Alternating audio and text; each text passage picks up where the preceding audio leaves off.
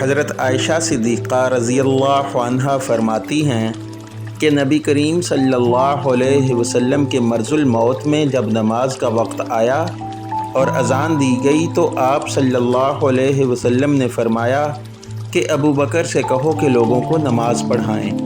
اس وقت آپ صلی اللہ علیہ وسلم سے کہا گیا کہ حضرت ابو بکر رضی اللہ عنہ بڑے نرم دل ہیں، اگر وہ آپ صلی اللہ علیہ وسلم کی جگہ کھڑے ہوں گے تو نماز پڑھانا ان کے لیے مشکل ہو جائے گا۔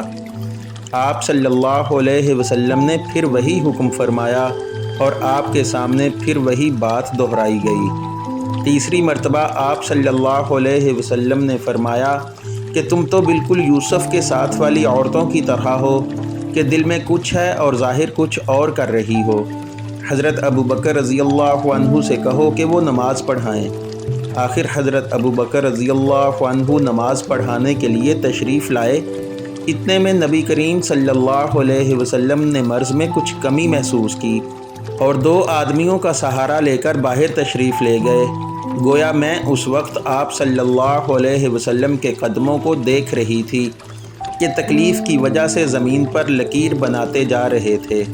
حضرت ابو بکر رضی اللہ عنہ نے یہ دیکھ کر چاہا کہ پیچھے ہٹ جائیں، لیکن حضور صلی اللہ علیہ وسلم نے اشارے سے انہیں اپنی جگہ رہنے کے لیے کہا۔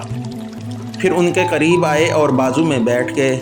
جب راوی حدیث سے پوچھا گیا کہ کیا نبی کریم صلی اللہ علیہ وسلم نے نماز پڑھائی اور حضرت ابو بکر رضی اللہ عنہ نے آپ کی اقتداء کی اور لوگوں نے حضرت ابو بکر رضی اللہ عنہ کی نماز کی اقتداء کی، تو حضرت عامش نے سر کے اشارہ سے بتلایا کہ ہاں۔